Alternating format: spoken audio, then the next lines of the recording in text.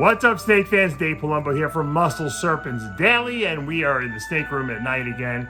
But, you know, it's funny. When I arrange my incubator, I usually do it chronologically. So if a snake has lays a clutch, I put them in order. I can get 3 egg, cartons in a row, so to speak. For some reason, I don't know, because I think I had some hatching while I was putting some in there. The chronological order got messed up, where I had one row was actually older than was a later clutch than the other row, and I just happened to look in the incubator, and I looked down and I noticed the whole row had hatched basically, or was in the process of hatching. So one of them was my Hurricane Hypo Het Rainbow Enchi male that had been bred to a Super Enchi Disco Het Rainbow female. She was my 2017. She took an extra year to breed, whereas my other ones, which were 18s, were also bred this year. So this was her first litter, and it was a good one. So I want to show you guys what we got. It was only a 4-egg clutch, but sometimes, and I think when she first laid it, I said, 4 good eggs is better than 0 good eggs. So we got lucky. So let's take a look at the mama and the father. I think they may be in shed, but I want to just show you what they look like so it can kind of help better explain the babies to you guys. And then we'll take a look and see what the clutch provided. All right, let's go inside and take a look. All right, here's my Super Enchi Disco Het Rainbow in serious shed here. This is the mama of that litter. I showed it to you when she laid the eggs initially, and she's gonna shed, so we're gonna leave her alone. Once again, you can see that beautiful Super Enchi. The reason I'm showing it is I want you to see what the Super Enchi looks like. Disco as well, enhancing it even more, kind of bringing in more of this like blushing. And once again, it's a much more yellow-orange snake, but it's not in shed, so it's hard to tell. And this is, of course, Het Rainbow. Let's take a look at the daddy again. What do you know? 2 snakes in shed, both that bred the same litter. You can see his hurricane swirls here. This is a Hurricane Hypo. So that's a recessive Hypo with the hurricane gene. Also, there's 1 copy of Enchi in here. So he is the daddy, and we're gonna see what they produced. 4-egg clutch, not a huge one, but I think you guys are going to be pretty impressed with the outcome. So let's go take a look. All right, so I got a really big surprise today, and so let's take a look at this clutch. It wasn't huge, but we got some nice babies. Obviously, we got that Hurricane Hypo Enchi Het Rainbow that I bred to the Super Enchi Disco Het Rainbow female. And as you can see, this is a Super Enchi more than likely, probably Disco. It's going to be 100% Het Hypo and 66% Het Rainbow. So we didn't hit the rainbow on this one, but we got a really nice looking snake. That Super Enchi really cleans things up, and I have to believe that that's probably the Disco with it, because this is much lighter than you would get if it was just the Super Enchi. Het Hypo is not going to really show you anything, obviously. So once again, a nice looking snake, obviously good potential here, great coloration, and if we do hit on the Het Rainbow, obviously the bonus plan, we obviously know it's 100% Het Hypo, so that's good as well. Now we got another one that's very similar here, and I'm almost thinking it's the same genes. Super Enchi, Disco, 100% Het Hypo, and 66% Het for Rainbow. You can tell the head, that isolated little pinched off head pattern here. That's your Super Enchi. It almost looks like it's isolated, that little head stamp. Very clean pattern through here. This orangey, which almost looks Orange Dream, is definitely coming from the Disco combined with the Super Enchi. Now, the 4th one, we only had 4 babies here. This is the 3rd one. This is probably more than likely going to be, I would say that's probably 1 copy of Enchi. It's not as clean. Unless it's super, this might be super Enchi with no disco in it. It's possible. Or it could just be, it looks a little too bright to be just Enchi. I don't think it's Enchi disco. Not sure. We'll have to see on this one. Very much more cleaner and much more orange. Although this is pretty orange for just an Enchi. This could be super Enchi or it could be Enchi disco. I'm not sure. I'm not really that familiar. Disco's a new gene for me. It's kind of like fire, obviously, but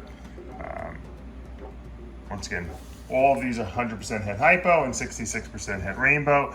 And then, of course, the star of the clutch, who's very wrinkly here. I put up a picture on my Instagram. Gorgeous, gorgeous, gorgeous rainbow. This is a visual rainbow that is more than likely super Enchi because the head stamp looks exactly the same as this one's head stamp. So probably super Enchi, or it could be Enchi disco. I'm debating whether it is hurricane. I see what could be swirls here, but they're not quite there, so something's reducing it.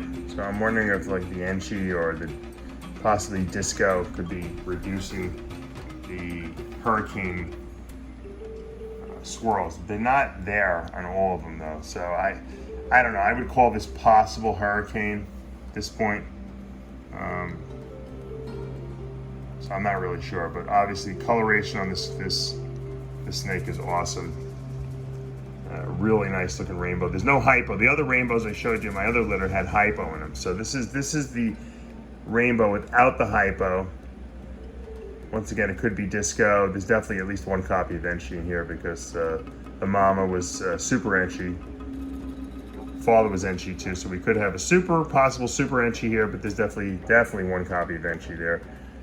To me, I'm thinking Enchi disco rainbow. 100% het hypo. So really nice looking litter. This clutch was really, it gave me the exact odds that it should have given me. 1 in 25, then you got 1 in 4, you should get a rainbow, right?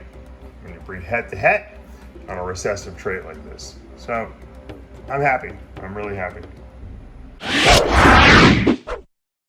All right, guys, so that's 2 clutches where we got actually visible rainbows, homozygous rainbows, and that's really cool. Obviously, that first one that we hit on was the hypo rainbows that were possibly super hurricane and super Enchi.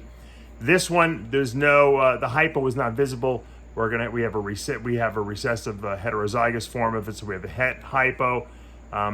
Some of those babies obviously are going to be 66ers, but we get that one visible rainbow who looks to be, at least in my estimation, probably Enchi disco.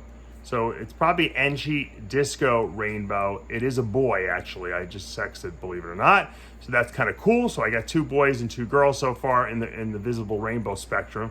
No pun intended. A couple people have made suggestions on some of the names I could name these things, these multi-gene rainbow combinations. Horizon, which would sound like a pretty good one, maybe for the hurricane ones. I don't know. I got to think about it. But maybe typhoon, especially with all the hurricanes we're getting here in the New Orleans area. So it's only appropriate. But look, these were long-term projects. I have one more clutch that's half hatched. It's also possible we can produce some visible rainbows. I haven't seen any yet. I still have about 3 eggs that haven't come out of the shell yet. One, it looks promising. So, you never know. I would be thrilled if we produced 5, rainbows this year. That's what you get. That's why I kept back all the females, and males. I held everything het rainbow that I produced. I held back because I didn't know what was going to produce and what wasn't, and I didn't want to take a chance. I had lost the male. My visible male that produced all the hets. And the truth is that all the babies were way better than the male because the male was, is what it is.